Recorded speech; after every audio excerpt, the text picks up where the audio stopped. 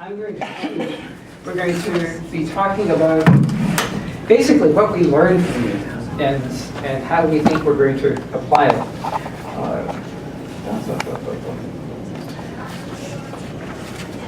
Yeah, that's it.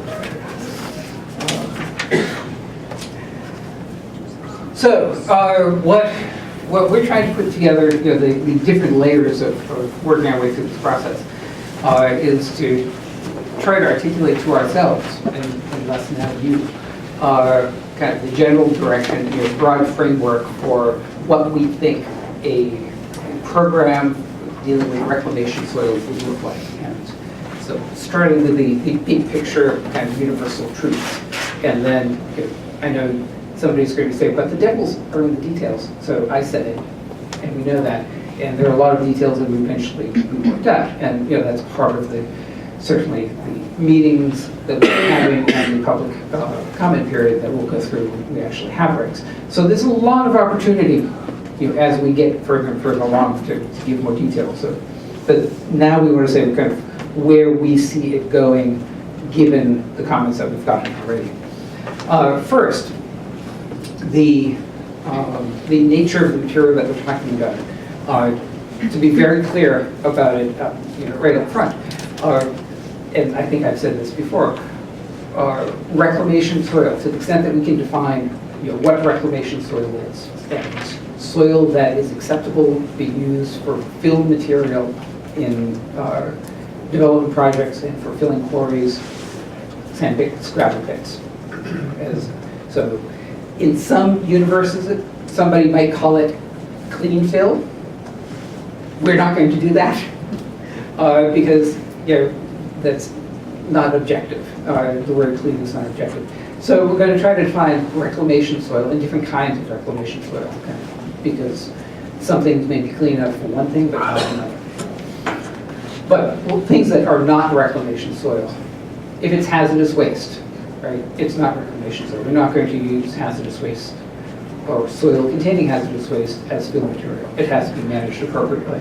And there's a whole, spinning side story about, well, if something is hazardous waste because it contains small amounts of material that comes from listed hazardous waste, and we use the contained in policy to make it not a hazardous waste, then it's not a hazardous waste. So there is that, if we recognize that process, but the bottom line is, in order to be reclamation soil, you have to have either gone through that process. It cannot be hazardous waste at the point that we want to reuse it. Okay. It's not COM97 soil. Okay. This is not the same thing. COM97 soils go to landfills for grading and shaping and capping and daily cover. This is not COM97 soils. Period. COM97 soils cannot be used for this. We talked a little bit about the interim policy. It's not solid waste. If it's solid waste, it needs to go to a landfill, or there are other paths for solid waste. Solid waste is not reclamation soil. And if it contains more than very small quantities, if there's a stray brick in there, we're not going to get rid of the entire load. But it really has to have only de minimis levels of solid waste, the styrofoam cup that blew in during a construction project. It is not solid waste in and of itself. And there are kind of various pieces of solid waste: asphalt, brick, and concrete. There's special waste, including asbestos containing waste material, that sort of stuff. That's in solid waste universe. It has to be managed as a solid waste. A couple chemical constituents that we're ruling out primarily, well, two things. One, PCBs, because of TSCA-related issues. PCB containing soil, even at low levels below the criteria, if it has measurable levels of PCBs, we really don't want to be reusing it for fill material. Measurable? These are broad truths. Okay, you get the gist, right? There's plenty of room for kind of what that actually means. Like CEP measurable? But you could, and VOCs as well. When you start talking about in soil that contains VOCs, chlorinated VOCs, it opens up a whole universe of issues related to leaching and vapor intrusion, that we would really like to avoid. So VOCs and PCBs are out. So that leaves a universe of soil that, to generalize, would probably have levels of metals in it, pHs in it, semi-volatile compounds, the sort of stuff that we deal with on a routine basis over here, and naturally occurring material. VOCs and the PCBs are not naturally occurring. So that's kind of the universe, broad strokes. Another thing kind of ruling out is the soil will not include, reclamation soil would not include remediation waste. And the cool thing about putting it that way, remediation waste, as you know, are soil that contains concentrations,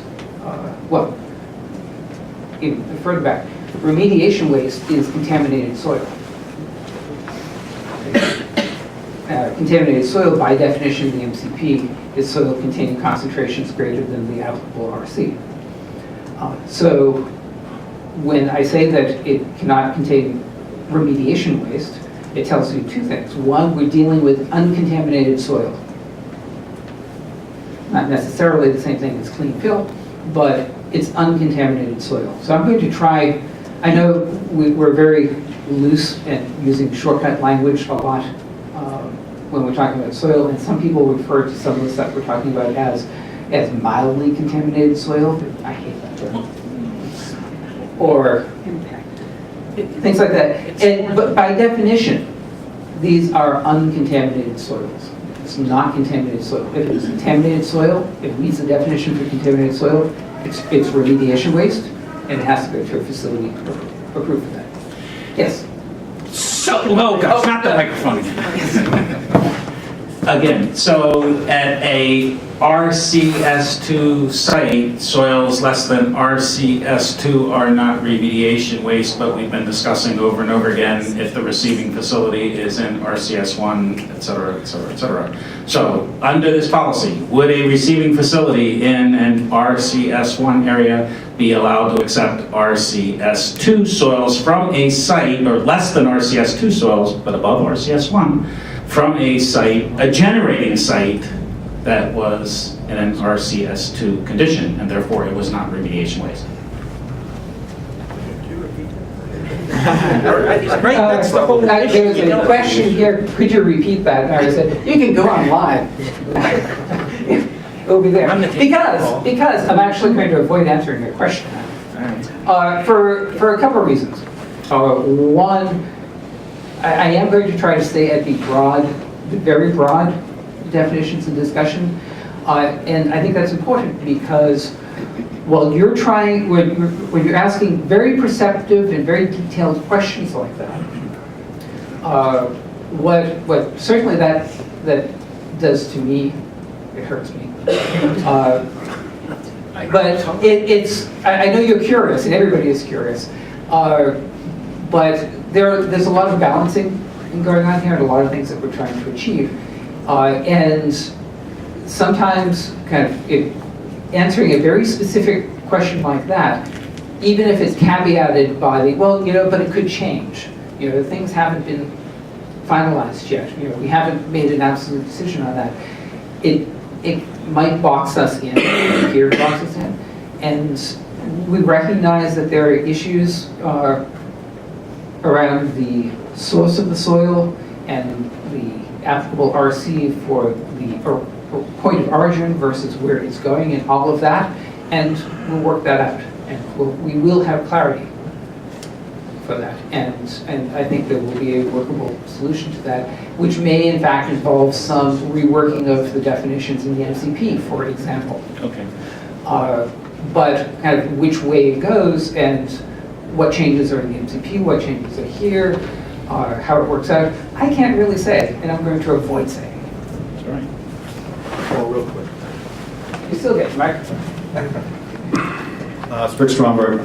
We need to talk about exempt soils, exempt constituents and natural Boston blue clay, and also exempt pHs. Okay, exempt from what? That are exempt from reporting, that are not reportable. Not reportable under what? With the MCP. And under what statute? Can an attorney please clarify that? Rick means under things that may be exempt from notification under the MCP under 310 CMR 40, or exempt from the definitions of release, disposal site, under Massachusetts General Law, Chapter 20B. Interestingly, there is no exemptions under Section 277 of the law, which directs us to come up with standards and rules for filling quarries, sand pits, and gravel pits, does not have any exemptions. Just something to point out. Craig Blake. So are we to understand, Paul, that coming up with another set of soil standards is still on the table?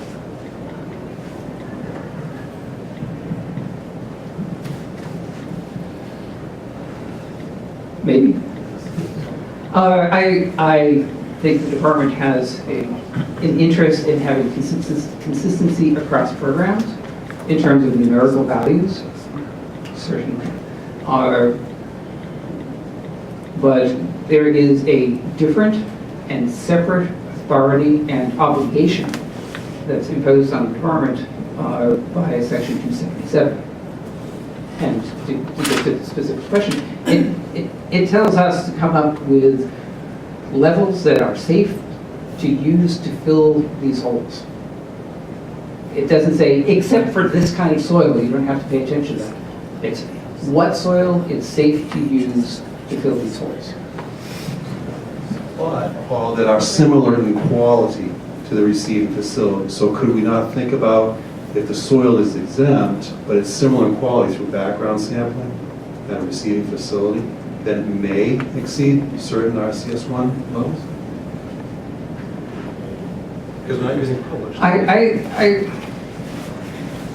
What I hear, well, I'm not sure exactly what I hear. I think it's actually, I would, if I were you, and if I were me, and the way I'm looking at this, is that it's actually a great opportunity to make things very simple. And I do think that you're, not you, everybody, is coming here with kind of preconceived notions that is kind of somewhat flavored by 21E and the exemptions and kind of the complicated nature of that. And one of the things that we're trying to do here is actually simplify it and say if you're bringing soil to these facilities, to these locations, first it will be a permitted activity. So you don't have to worry about creating a notifiable 21E site because it's permitted.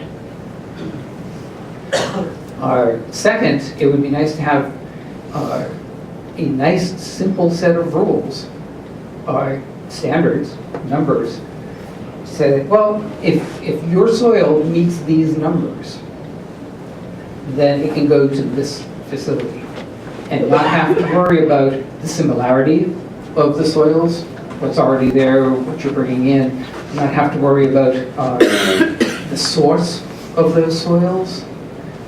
Just my soil has this concentration. Is this concentration allowed at this facility? Analogous to Period. COM 9701 type of procedure, a table. Right, and I'm not giving him because he used the words COM 97. Analogous to. Analogous to, but it's not the same kind of soil. Yes, It's not the same agreed. soil. But it's just to try to reduce it to a simple, is it above or below the standards, rather than all the other complexities.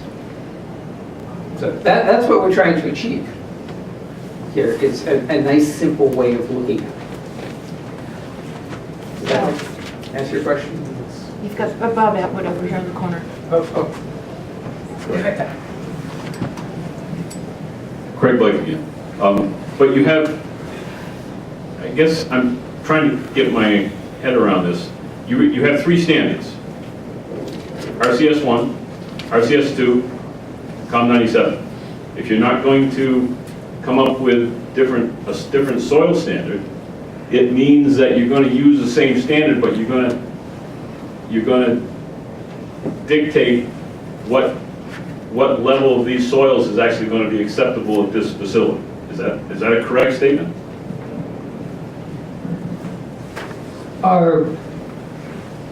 Why don't we wait a little while? I think we're going to be answering that a little bit more, but I would say don't get hung up on the existing different uses of numbers. Because we're going to have the ability to define, and the numbers may be exactly, the numerical values may be exactly the same, but they may be used somewhat differently. No, Bob. My turn. Bob Atwood, Resource Controls. At great risk, I want to go back to the PCB issue. I hope PCB is very risky. I hope that we don't kick it back into TUSC, because that certainly doesn't bring any clarity to the issue. So it's still my turn. I have an answer to that. If it's detection, then that's one thing. If it's a part per million number like 1, that's another thing. But I really ask that you not kick it back into TUSC, because that's just going to be unnecessary. We're not kicking anything to Tosca. What is Tosca's remains Tosca's. What isn't Tosca's will go some other direction. Yeah. But what I think the broad brush of what I'm trying to say, getting into the details of what per million or how you do it, is that we do not want to. We're not using PCB contaminated soil for filling quarries or pits. And that's the message that I would represent the people who are generating soils, the people who would be operating the facilities, and the people that are living in the neighborhood. No argument. So what that means and how we determine it, like I said, those are the details that we can work out. But that is the broad framework, the big concept. And so at the end of the day, I'd like to be able to say with a straight face, the people that are living and working or operating facilities or sending with soil there, that we are not filling these quarries with PCB contaminated soil and have it be. Then your limit is detection. See, Don't say detection, don't say you see what he's doing? Exactly what you did, which is Don't say detection. trying to get me to say yes or no to something that I'm saying we're not prepared. I Let's gave you take a broad maybe. answer. Let's take maybe as an answer. Carl. No answer. Carl Shapiro, Amador Environmental. Will the ACOs that are being issued by the department require local approval, or will they not be issued until local approval is received?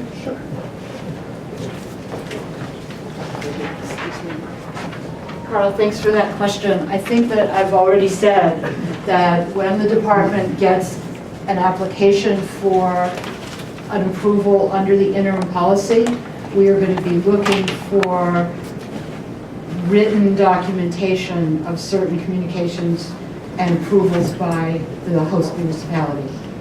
So I already went through that, and I think that's definitely a piece of this. And it's going to be a piece of the final regulation as well. Okay. Rich Whiteman again. Paul, I'm not going to ask you for an answer, but to ask you to think very carefully on the use of detection, because detection can vary significantly at lab to lab. We can have interference that will affect our detection limits. And you earlier said that, for example, I'm going to be digging soil out of within the boundaries of a listed site. I am going to be writing a contained letter. There may be detectable limits of a CVOC, but it is by no means contaminated. So just think on it. And I think the answer is yes, we will. Thank you. you're down at a level of detail that we're just not ready to talk about today. I'm Matthew Bellato again. Something along those lines, something to consider. What we're seeing in practice is a significant type of soil that would be uncontaminated soil that contains low levels, well below the RCs of VOCs and TPH, or petroleum fractions. To leave these soils, so the no VOCs catches my attention, and I just think there's a group of soils there that we really want to give careful consideration to, that I don't think provide a real risk to the environment or the public, that to include them in reclamation soils is going to be really important, and that's these type of soils. So I'd ask you to consider that. Okay, we will. Again, I think that that's a level of detail that we just are not ready to start talking about today. We really are, you'll see in a minute, we really are up at a much more conceptual level. And so it's that, we're asking everybody to please identify yourself, because we have people on the web. Kevin Jarvis, Lighthouse Environmental. My question goes back to what Rick had brought up. And in thought, I'm thinking about Boston blue clay in particular. If I'm a construction company right now and I'm going to be doing a large excavation, which is going to be including a lot of that material, should I be pre-characterizing that, testing for 14 metals, for 8 metals? How exactly would I go about that? In these RCS1 sites, some of the constituents in the additional metals, would that be left to perhaps the LSP's discretion? How exactly do you plan on handling that? Because that will not come up on the radar screen in any other materials typically other than clay.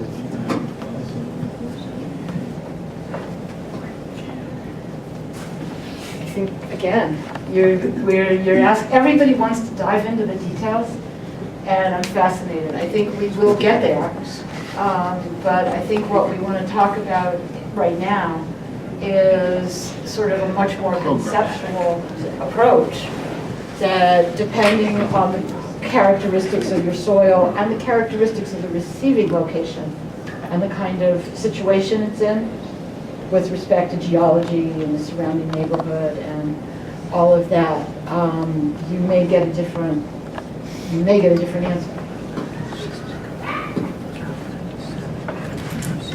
Kevin Jarvis, once again. I guess the question that I'm really trying to ask, or maybe perhaps this is a warning, if I'm looking at bidding a large construction project with these type of materials, and I'm thinking I want to dispose of some of it at one of these types of facilities, would I be wise to test for all 14 metals? That's my question. I believe at this point, sorry Wes, there's only one facility that we've got right now that is not a regulated landfill that has an ACO. So I think at this point, it's Well, it's what the facility. anybody know offhand for cemetery, how many metals? 14. So it's It's the full 14. can list. That's what you said. Right. So that's the answer right now, if that's where you're going to send Yeah, it. your only alternative right now for one of these facilities has in their ACO requirement for 14. And not only that, but it's the old chromium standard. Okay, well, there should always be ways of updating all of this and updating people's permits. So it will depend. The facilities that open up, whether it's through the ACO process or through the eventual permit process, will have requirements, and those requirements will be clear and explicit. So you will know, and you'll be able to work that into your bid. Can we tell you exactly what they will be now? Moving along. Yeah, moving along. So, Patrick, getting to what we're generally envisioning so far is defining reclamation soil and define it somewhat by concentration. And to the extent that we can, we do want to reuse certain concentrations that have worked well for us. Much like today, everybody feels somewhat comfortable by the fact that we basically use the same numbers, numerical values, for method 1 standards as we do for reportable concentrations. Give them different names. We use them in different ways, but the numbers are, for the chemicals that have method 1 standards, the numbers are reused, recycled, if you will, and serve a different purpose for reportable concentrations.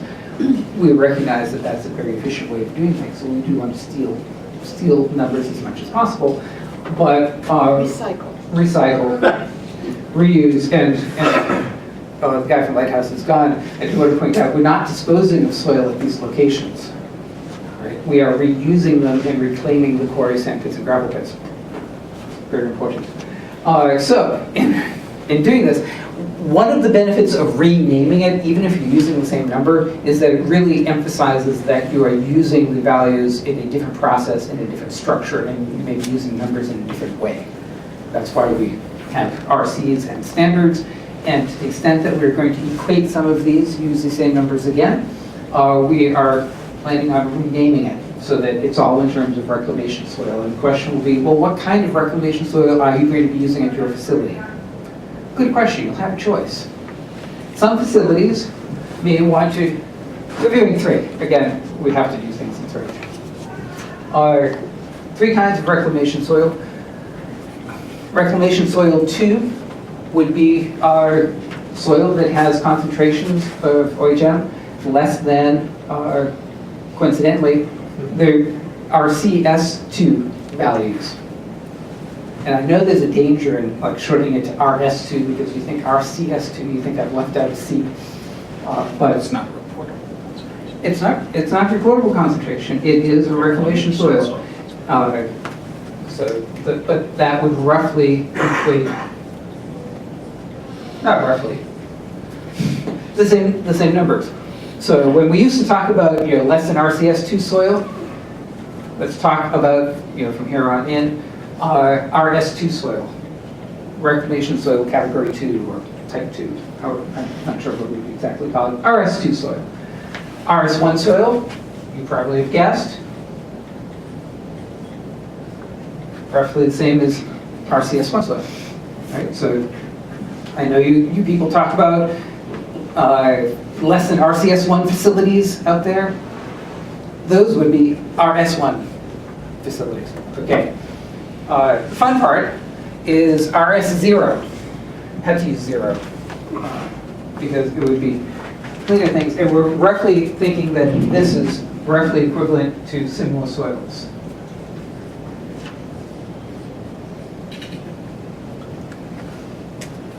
That's a little harder to deal with. We'll figure that out.